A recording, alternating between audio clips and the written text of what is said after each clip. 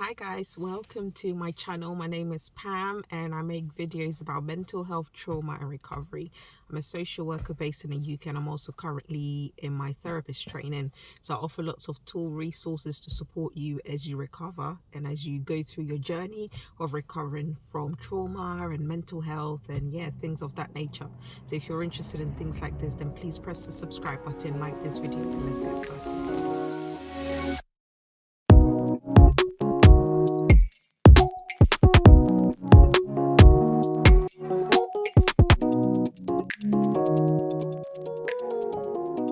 So guys, aside from some of the obvious reasons that I mentioned in regards to why it may not be working with your therapist, so things like the therapist not being very professional, not showing up to appointments or not showing up on time, the therapist sharing their own personal traumas with client, things like that are just a no-go. It's just not good enough.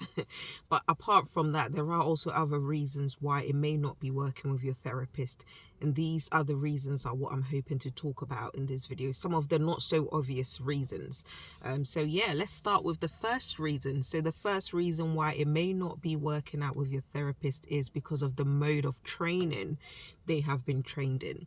Now, it may sound very obvious, but actually not all therapists are the same. Not all therapy training or counselling training is the same.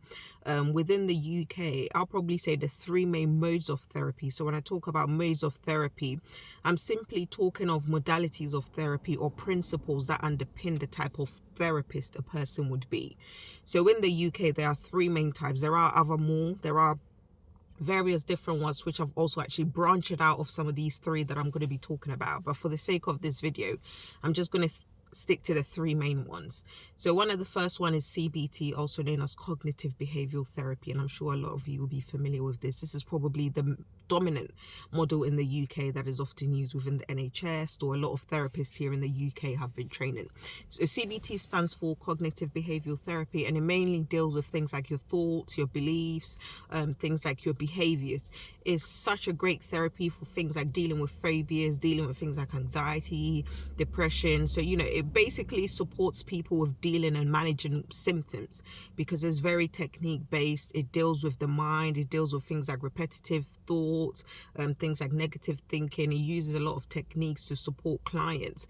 So often at times the goal in CBT is to train the client to be their own therapist. The idea is that when you finish your sessions with the therapist, you should have tangible tools to be able to support yourself with when you're out in the community. So although this is a great therapy, it does not always delve into the root of things like some of the other models that I'm going to be talking about. So for example, if you're somebody who's looking to delve into your childhood experiences and really understand it and do some deep childhood work, although CBT is great, it may not necessarily be the best option for you. So if you go for this as opposed to another model that I'm going to be talking about next, then that could be the reason why it may not be working with a therapist, because you may be looking for something different, but their training is limited with what it is that they can offer. So another model in the UK that you probably find some therapists training is a psychodynamic model. So this predominantly deals with childhood experiences. It deals with the unconscious mind and working towards bringing the unconscious memories and experiences to the conscious awareness so that a client may be able to address these. Now, this is not my personal view, but some people feel that psychodynamic therapists can be quite structured in their approach. They can be very straight-faced. You may not necessarily gauge a lot of their humor or anything like that. And the reason being is that this is actually part of their training. Part of their training is this idea of neutrality.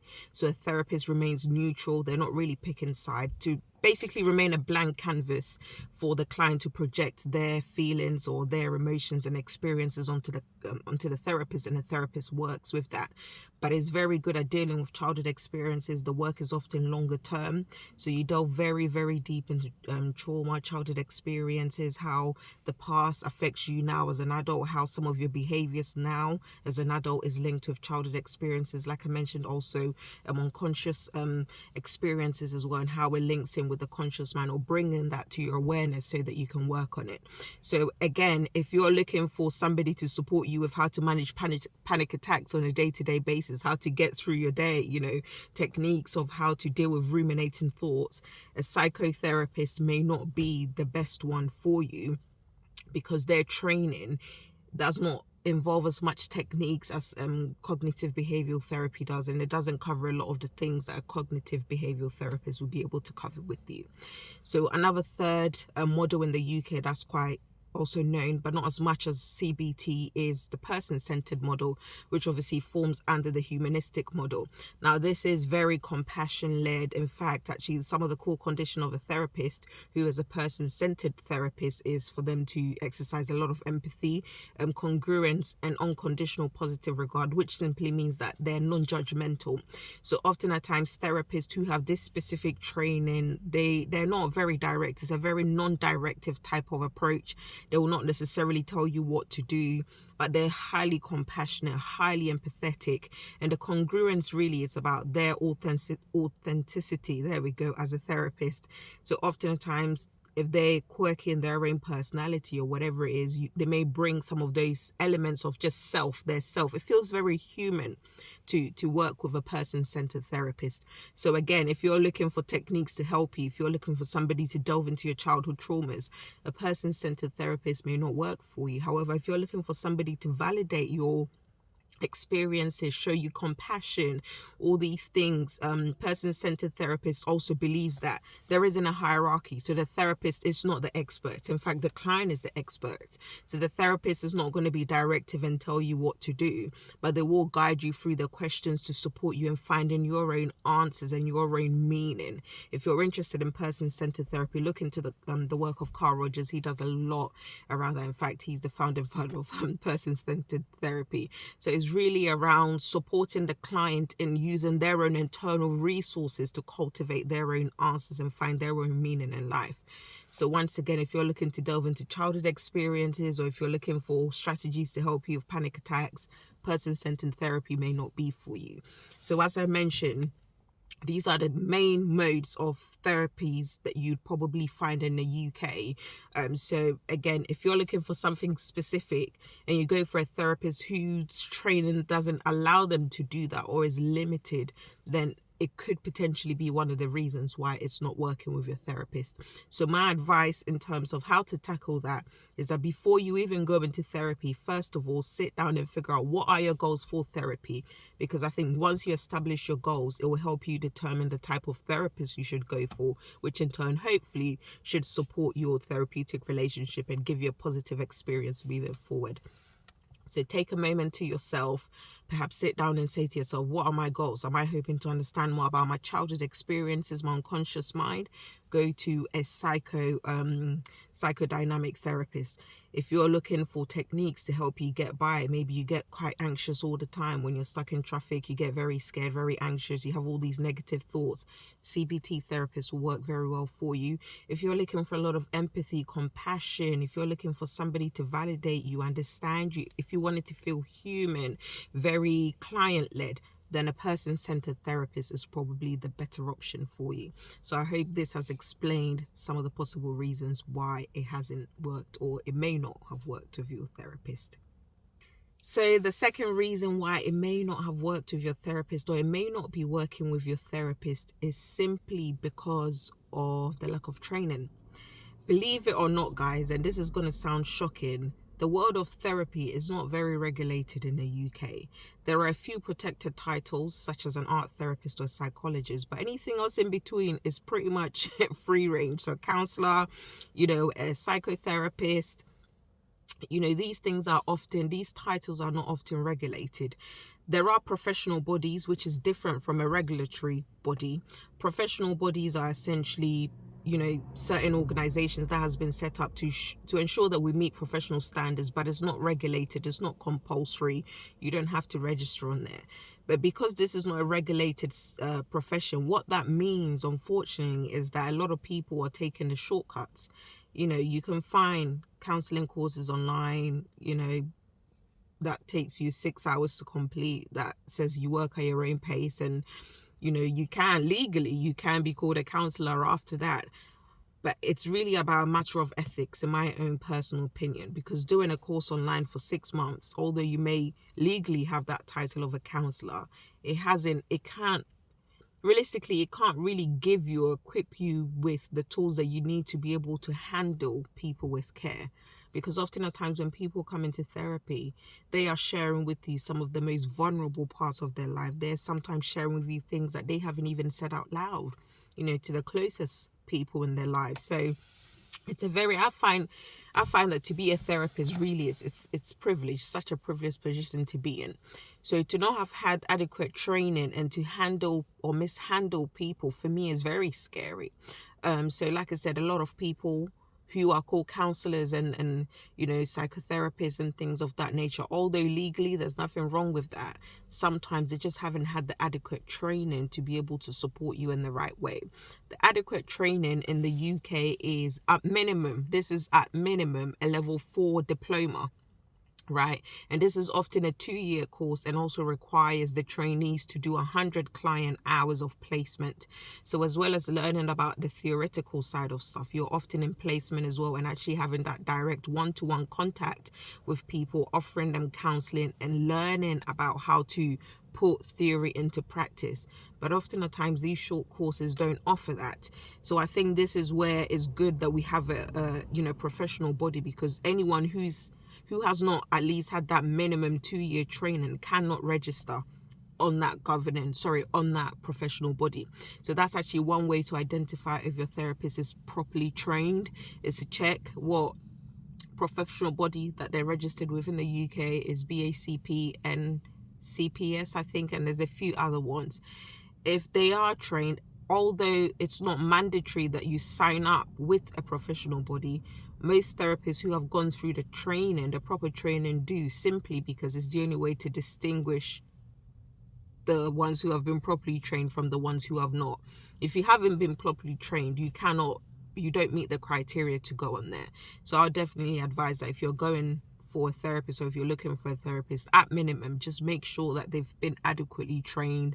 Ask them about their training. If they're registered with a professional body, check for their full name. If you type in their full name, you get the details about them. But again, I have to mention that because it's not mandatory, some therapists would have had the adequate training but have chosen not to sign up on that.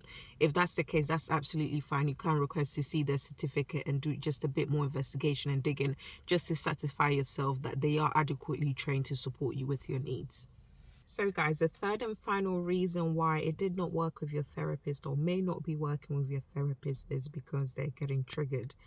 Now, this one it shouldn't really happen, to be fair. And the reason why I'm saying it shouldn't happen is that often at times, as part of the therapy training, a lot of therapists would have learned how to manage their own internal conflicts.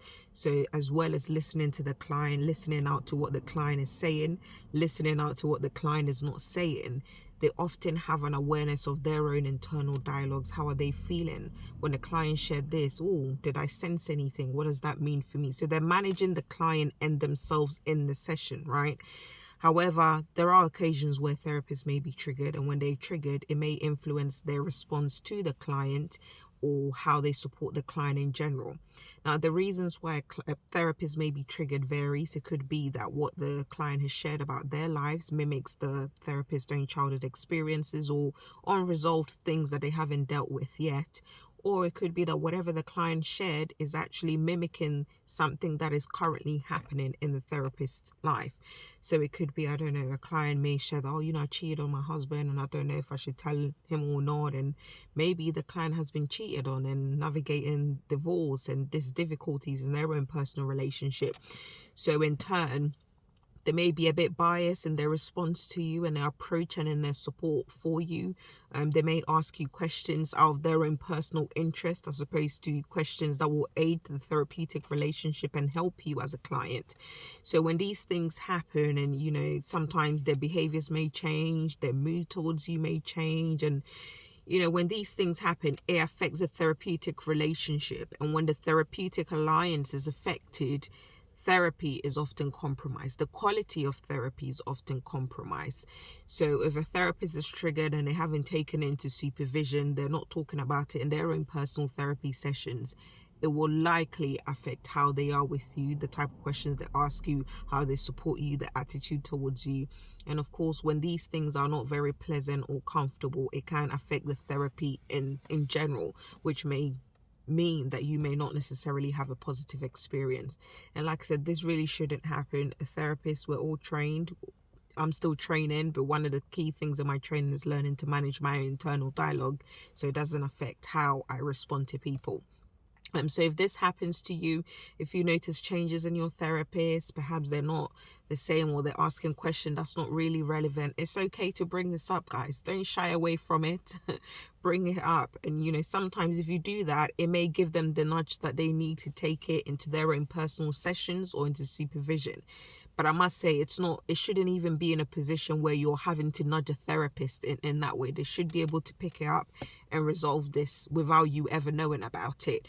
But if you notice things like that, or if it gets to a point where you feel like actually this is no longer serving me, it's okay to leave. It's okay to end the sessions and find yourself a new therapist.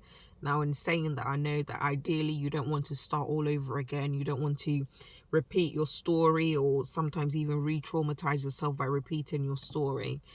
So I do appreciate that it is a very difficult position to be in. But I always say that it's better to find a therapist who can help you and support you moving forward than to stay stuck with somebody and not really be able to make any progress. So yeah, unfortunately, this is another reason why it did not work with your therapist or may not be working with your therapist. The therapist could also end the session. They may not be honest as to the reasons why they have. Sometimes they may be, but they could potentially also end the sessions if they don't feel that actually this is going to work very well. These are the 3 reasons why it may not have worked with your therapist. I hope you found this useful. Like I said, I just thought to do this video because I've been seeing so many different videos online and people sharing their experiences, and it's so sad. But I thought actually there are other reasons why it may not have worked with your therapist aside from the obvious. So like I mentioned, just be cautious when you're picking a therapist. Firstly, identify your goal for therapy, and based on what you've identified, that will probably help you pick the right therapist for you. Secondly, make sure that your therapist is properly trained, they're properly qualified. You can do this by checking that they're registered with a professional body, or if they're not, you can simply ask to see a copy of their certificate and just do your little investigation. And thirdly, if you sense that there's been a shift between the therapeutic relationship between you and your therapist, don't feel any way about bringing it up. Bring it in therapy, explore that with the therapist, and ultimately if you don't feel like it's no longer working, it's okay to leave, right? And we don't talk about this enough, and I know it may be a bit frustrating because it's like you have to start your narrative all over again, but it's better to do that if you feel that's what you need and get the right support than to stay somewhere where you're not really moving forward in your recovery journey. So thank you so much for watching this video. I'm so sorry. I know I'm filming in my car and there's been a couple of cars going past, so it's probably a bit distracting, but I just wanted to film this and make sure that I have a quiet space to do it in. So I hope you found this useful. Please subscribe to this channel, like this video, and check out my other video that I'm going to post somewhere up here. And yeah, keep your notifications switched on so that you don't miss my next upload. And check in my description box as well. I normally link in lots of resources that can help you. I'll probably link in some resources or even summarize some of the things that I've talked about today. So thank you so much for watching, and I'll see you in my next one. Take care. Bye.